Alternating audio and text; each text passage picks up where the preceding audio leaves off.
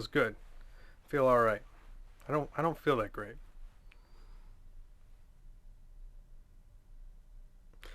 Let me ask you a question. Pumpernickel bread, is that a crock? Let me cuz I'm it's like they just wait for it to turn brown and then they try to sell it to you.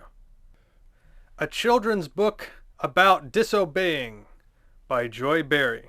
Copyright 1988. This is from the Help Me Be Good series of books.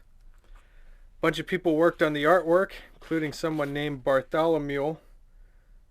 No last name, just Bartholomew. I'm not going to name all these people because they don't have enough power to even get their name to the front of the book, so hell with them. God. This book is about Annie. Reading about Annie can help you understand and deal with disobeying. I asked you not to get into the cookies. I hope you're not disobeying me. Look at Annie. She is elbow deep in that cookie jar. And the rabbit is worried, like the rabbit just internalizing the situation, like, oh God, I hope I'm not next.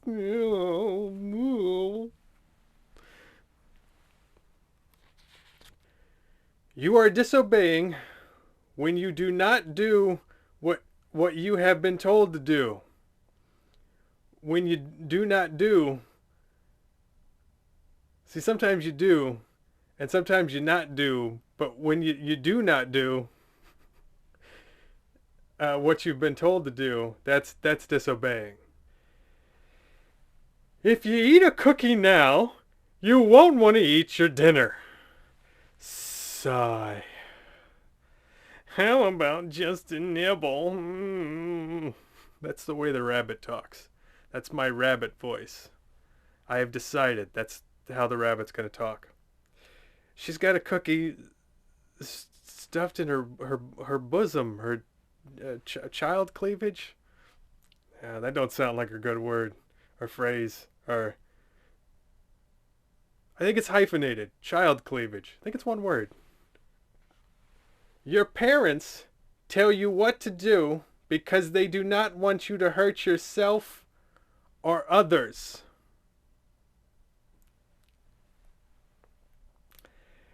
Annie, wait! I told you not to go into the street! Screech, person in car is having a heart attack thinking they may have just killed a child because that would scar you for life. The child would just be dead. You know, the child doesn't go through anything traumatic once it's been killed by the car, but the person who kills... Why don't we think about these people is what I'm trying to say. Cut them some slack. Your parents tell you what to do because they do not want you to damage or destroy things. Don't damage or destroy things. A-U-G-H-H-H.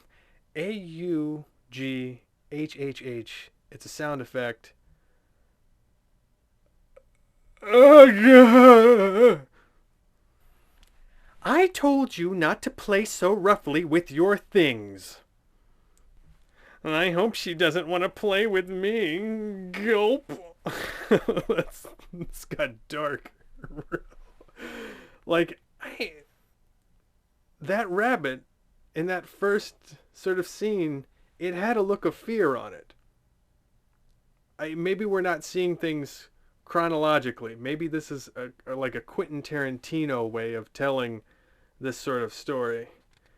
And Annie's got the rabbit tied to a chair, you know, stuck in the middle with Hughes playing. Like, I'm thinking that's what's coming up next. Your parents tell you what to do because they want you to be liked by other people. They won't play with me. Hey man, you guys want to play with Annie? Nah, man. She keeps giving me weird looks and saying, I'm gonna get them cookies.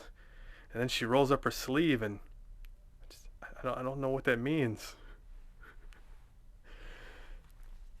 I told you that you have to be kind to other children if you want them to play with you. So that's how it works.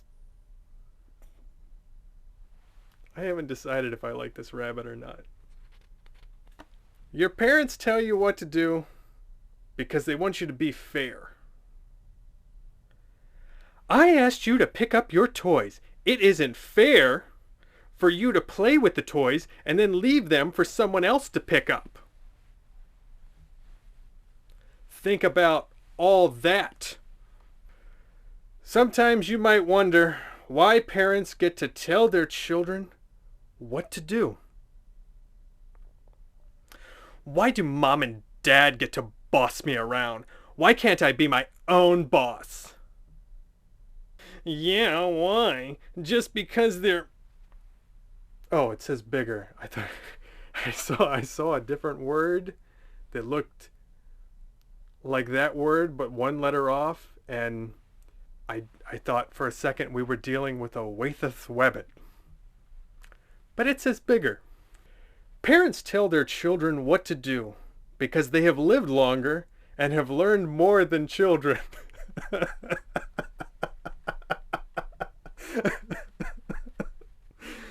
No, that's false. That's false. Age does not dictate wisdom. There are plenty of old people who are stupid. Okay? Thus, parents usually know what is best for their children. The word usually should be capitalized, underlined, in bold, italicized, usually. Unless the parent has lived their lives. And what if the parent doesn't get the results they want from their lives? They're basing their teaching methods off of paradigms that don't work. The child will grow up to be just as awful as the parent. Oh no, Annie! I told you not to touch the hot stove. Ouch! It's the face she's making. It's the same face she makes when she posts photographs on the internet for the boys. Too much? Too much. Okay. So this idiot touched a stove. The writer of this book missed a perfect opportunity. Have the mother say, Annie, are you okay?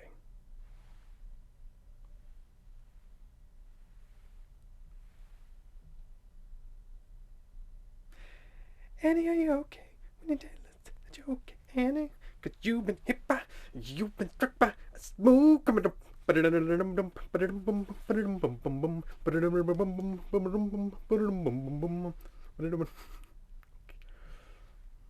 This is serious.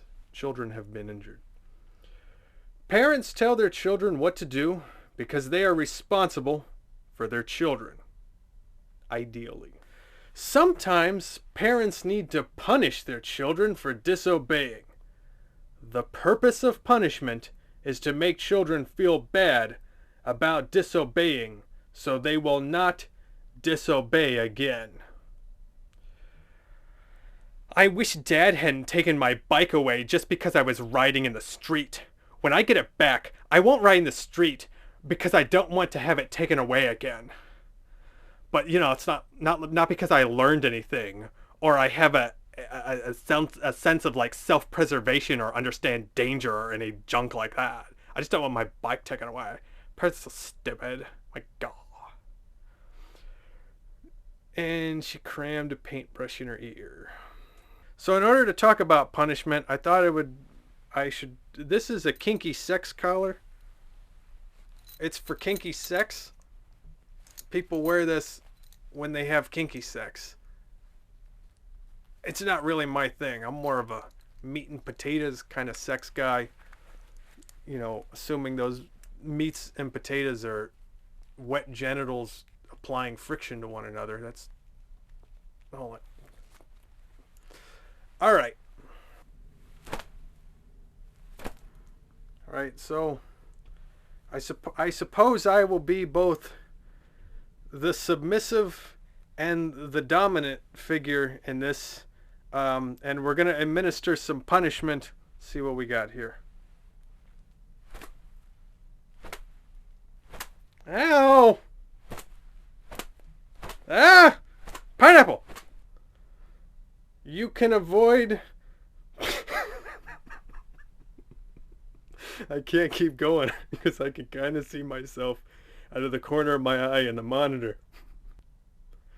I get the distinct feeling that this is completely inappropriate for a children's book review. You can avoid being punished if you do these things. Talk to your parents. Find out what they want you to do, then do it. Annie, I don't want you to eat candy before dinner. Uh-oh. Gerard. Oh. I gotta turn the page.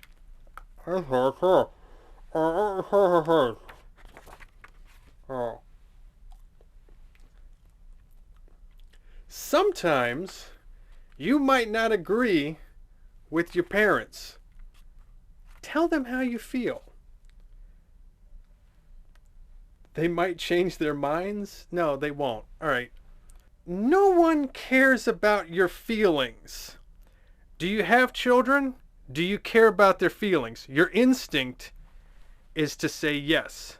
But the truth is, no one cares about anyone's feelings if you, being that other person who's listening to it, have already made up your mind about the thing that the person has feelings about. Try that again. No one cares about your feelings if they themselves have made up their mind about the issue. You're not convincing anyone. This is Dale Carnegie's book called How to Win Friends and Influence People. In the book, Carnegie talks about something called blamelessness. It's what a lot of people suffer from. It basically means they don't take responsibility for the things that they've done. So, in other words, no one's going to talk to anyone about their feelings about how, like, oh, I know you said I was disobeying or whatever. It's like, all right, here's something. Instead of condemning people, let's try to understand them. Let's try to figure out why they do what they do. It breeds sympathy, tolerance, and kindness. To know all is to forgive all. Now, does that sound like something anyone you have ever met in your entire life does? No, because we're all a-holes. This is not how people are going to communicate with you. You can learn to communicate with other people. Tell them how you feel. They might change their minds. If they do not change their minds, drop the subject. Nagging and throwing tantrums will only frustrate you and make your parents angry. Can't I eat some candy before dinner if I eat only a little bit? No! Even a little bit of candy will take away your appetite for dinner. Maybe I should hold it until after dinner. Oh, I'm so fat. No one loves me. I decided I kind of like the rabbit. Tell the truth if you disobey. Admit that you disobeyed. Okay. Never get caught. Never plead guilty. Okay, kids? All right? Okay? If the glove don't fit, you must acquit. Say that you are sorry and mean it. Did you eat this candy? Yes. You should have let me hold it.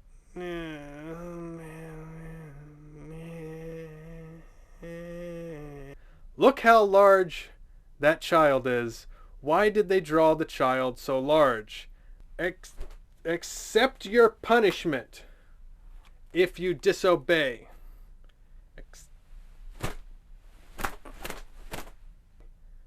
Do not be angry at your parents when they punish you. Remember, it was you who disobeyed, not them. Try not to disobey again. Give it a try. Give it a shot. Better luck next time. This is disobeyer blaming, isn't it? Like it's your fault. It's like, yeah, sure, I make the rules and I can move the goalposts anytime I want, but you're the ones making me mad, so you deserve to get hurt, is what I'm saying. Since you disobeyed, you will. Oh, this is Dad. I don't know. They both look. The mom and dad kind of look feminine. Like maybe it's like a lesbian mom situation, which is cool. That's totally cool. That's that's cool. Since you disobeyed, you will not be allowed to eat the rest of the candy. Ooh. Sigh. I'm still such a large child. Oh no. This thing is hot. When you obey, you please your parents, and you are doing what is best for you. Hug. Goodbye. Ugh.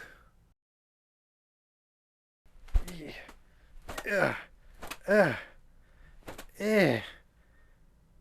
I didn't say stop.